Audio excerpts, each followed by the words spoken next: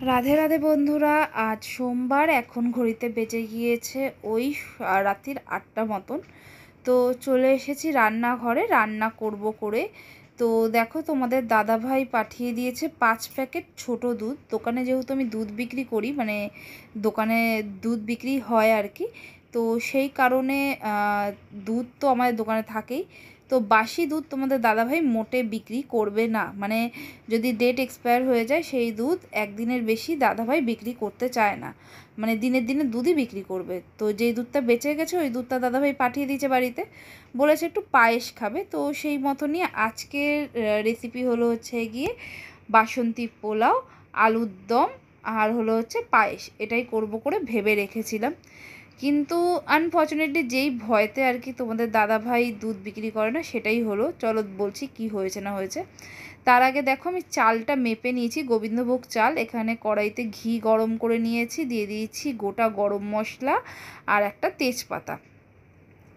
তো এটা গরম হয়ে গেলে পরে ভালো করে ধুয়ে রাখা কাজু আর কিশমিশটাকে ভালোভাবে একটু হালকা ভেজে নিয়ে ধুয়ে রাখা চালটাকে দিয়ে দিয়েছি একটু হলুদ বাসন্তী রং আনার জন্য, আর দিয়ে দিয়েছি পরিমাণ মতো নুন আর স্বাদ মতো চিনি।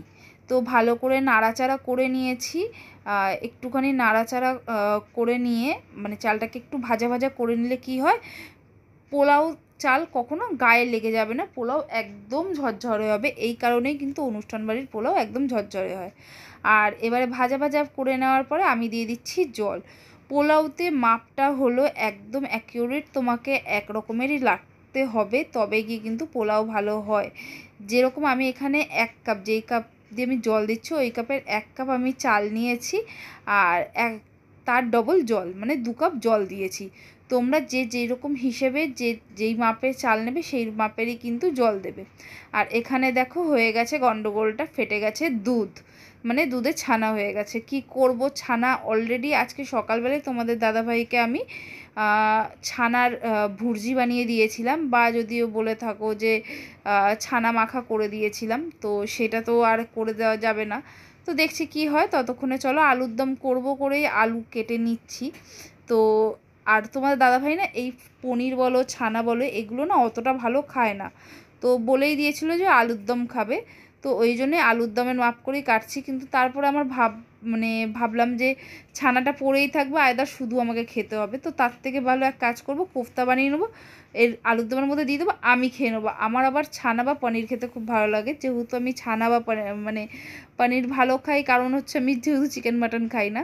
তো ওইখানে কড়াইতেই আমি আজকে পোলাওটা করছি, এবং আরেকটা ছোটো কড়াই নিয়ে নিয়েছি, ওইখানে তেল দিয়ে দিয়েছি, আলুগুলো ডুমো ডুমো করে কেটে নিয়েছি, সেগুলোকেও ভাজা দিয়ে দিয়েছি। আর এখানে দেখো আমার জলটা শুকিয়ে গেছে পোলাওয়ের। তো এখানে ঢেকে দিলাম, গ্যাসটা করে দিলাম বন্ধ, ব্যাস। এবারে পেঁয়াজ দিয়ে খাবে বলেছে, প্রথমেই বলেছে নিরামিষ করো না। নিরামিষ করতে গেলে যেহেতু চারমগজ বা কাজু বাদাম এগুলো বাটতে লাগে, আমি নিরামিষ আলুর দম এরকমভাবেই করি। একদিনকে শেয়ার করবো তোমাদের সাথে নিরামিষ আলুর দমটা।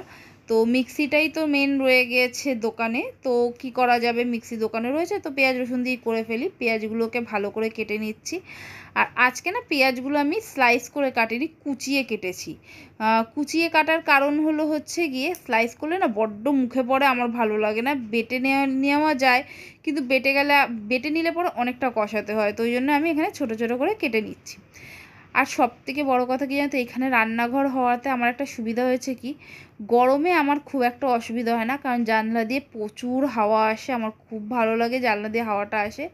এখানে আলুটা কিন্তু অলরেডি ভাজা হচ্ছে, আর এই দেখো ছানাটা আমি ভালোভাবে জল ঝরিয়ে নিয়েছি, দিয়ে দিচ্ছি এখানে একটুখানি সামান্য আটা দিয়েছি, তোমরা চাইলে ময়দা কর্নফ্লাওয়ার দিতে পারো।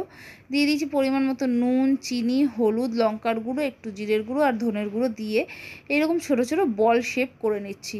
তো বল শেপ করে নিতে নিতে আলুগুলো আমার ওইখানে ভাজা হয়ে যাচ্ছে, আলুগুলো ভেজে তুলে রেখেছি, আর ওই তেলের মধ্যেই আমি কিন্তু এই ছানার বল বা ছানার কোফতা যাই বলো না কেন সেগুলো কিন্তু দিয়ে দিচ্ছি। তো দিয়ে আমি এগুলোকে উল্টে পাল্টে একটু লাল লাল করে ভেজে নেবো। আমার লাল লাল করে ভাজলে পরে বেশ ভালোই লাগে। এইবারে আমি ওখানে যেহেতু ছানার বলগুলো ভাজা হচ্ছে, তো আমি এখানে একটুখানি টমেটো কেটে নিচ্ছি। টমেটোগুলোকে আমি ছোটো ছোটো করে কেটে নিচ্ছি। আর যদি জানো তো মিক্সিটা থাকতো, আমি কিন্তু টমেটো বেটেই নিয়ে যেতাম একবারে, কারণ আমার পার্সোনালি আমার বেটে নেওয়া টমেটোটা বেশি বেটার আর খুবই ভালো লাগে। তো ব্যাস হয়ে গেল, এখানে ছানার কোফতাগুলো ভাজা হয়ে গেছে সব। আর এখানে কিছু মশলা রেডি করে সেগুলো পরে দেখাচ্ছি। তেলে দিয়ে দিলাম একটু সাদা জিরে ফোড়ন, আর দিয়ে দিচ্ছি পেঁয়াজ। পেঁয়াজগুলোকে ভাজা হতে থাকুক, ততক্ষণ তোমাদেরকে দেখিয়ে দিই। এখানে নিয়েছি লঙ্কার গুঁড়ো, কাশ্মীরি লঙ্কার গুঁড়ো, নুন, হলুদ, জিরে, ধনে, এই সমস্ত রেগুলার মশলা যা হয় আর কি। টমেটো কাটাও ডান হয়ে গেছে। এবার চলো তোমাদেরকে পোলাওটা দেখাই। ঢাকাটা খুলে দিয়েছি, একটু ঘি ছড়িয়ে দিলাম ওপর দিয়ে। দেখো এবার পোলাওটা আমার কেমন ঝরঝরে হয়েছে। এই রকম ঝরঝরে পোলাওই ভালো লাগে। পোলাও কিন্তু একেবারে সেটে গেলে পরে কিন্তু সেই পোলাওটা খেতে ভালো লাগে না। পার্সোনালি আমার ভালো লাগে না, তোমাদের কেমন লাগে সেটা জানিও। আর এখানে দিয়ে দিলাম একটু আদা রসুনের পেস্ট, যেটা দোকান থেকেই কেনা। বাড়িতেও বাটার তো কোনো সিস্টেম নেই, সেটা তো আগেই জানো। আর দিয়ে দিলাম আদা রসুনের ভাজা ভাজা হওয়াতে একটু গন্ধটা কেটে গেছে, কাঁচা গন্ধটা। তারপরে দিয়ে দিলাম একটু টমেটো, যেটা কেটে রেখেছিলাম। তো এবারে মশলাগুলোকে আমি দিয়ে দিচ্ছি। মশলাগুলো এখানে দিয়ে দেওয়ার পরে ভালো করে এবার মশলা দিয়ে একটু কষাতে থাকবো, কষাটা হতে থাকুক। আচ্ছা, তোমরা এতক্ষণ যারা আমার ভিডিওটা দেখছো, থ্যাংক ইউ ভিডিওটা দেখার জন্য। চ্যানেলে নতুন হয়ে থাকলে প্লিজ চ্যানেলটা একটু সাবস্ক্রাইব করে নিও। ভিডিওটা ভালো লাগলে লাইক করতে পারো, কমেন্ট করতে পারো। লাইক, কমেন্ট, সাবস্ক্রাইব করার জন্য কিন্তু ইউটিউব কোনো রকম কোনো টাকা চার্জেস নেয় না। তো এখানে দেখো মশলা কষাতে কষাতে আমি একটু জল দিয়ে দিলাম। আর এখানে কিন্তু আমি একটুখানি আগে সবার আগে জল খেয়ে নিলাম। এবার দেখো মশলায় তেল ছেড়ে দিয়েছে অলরেডি। তো এই স্টেজে দিয়ে দিলাম আমাদের ভেজে রাখা আলুগুলো। এই আলুর দমটাও খেতে ভালো হয়, পেঁয়াজ রসুন দিয়ে আলুর দম, খারাপ হয় না। তো এর ফাঁকে দেখো আমি যে কোফতাটা করেছিলাম, ওইটা একটুখানি আমি কিন্তু খেয়ে নিচ্ছি। আর সত্যি কথা বলতে কোফতাটা ভালোই হয়েছে, শুধুই খাওয়া যায়। কিন্তু আমার বরের আবার একটু অসুবিধা আছে, অ্যালার্জি আছে তার ছানার কোফতা শুধু খেতে। তো ওই জন্য চেষ্টা করলাম, খেলে ভালো, নাহলে তো আমি রয়েছি, আমার অসুবিধা নেই খেতে কোনো। তোমরা কারা কারা আমার মতো ছানা পনির এগুলো খেতে ভালোবাসো আমায় কমেন্ট করতে পারো। তো কষানো হয়ে গিয়েছে, দিয়ে দিয়েছি কড়াইতে জল, সেদ্ধ হতে থাকুক একটুখানি ওইটা। ততক্ষণে আমি একটুখানি স্যালাড কাটবো বলাটা ভুলে একটুখানি পেঁয়াজ কেটে নিচ্ছি।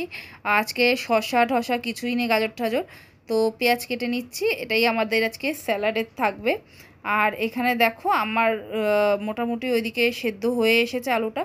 তো দিয়ে দিলাম ছানার কোফতার বলগুলো। বেশি মানে সেদ্ধ করব না, ওই জন্যই পরে দিলাম। আর ওপর দিয়ে দিলাম একটুখানি গরম মশলা গুঁড়ো। ব্যাস এইবারে আর কি হয়েই গেছে, সব রান্না কমপ্লিট। আর দেখো বেশি কিন্তু শোকাচ্ছি না, কারণ অলরেডি ছানা কিন্তু জল টানে, আলুও জল টানে। তো রান্না কমপ্লিট হয়ে গেছে, তো খাবার বেড়ে নেওয়ার পালা। তো পোলাও এখানে আমি বেড়ে নিয়েছি, বেড়ে নিচ্ছি এখানে আলুর দম। আর এই যে ছানার কোফতাগুলো আমি নিয়ে নিচ্ছি, পেঁয়াজ নিয়ে নিয়েছি। ব্যাস আজকের আমার ডিনার রেডি।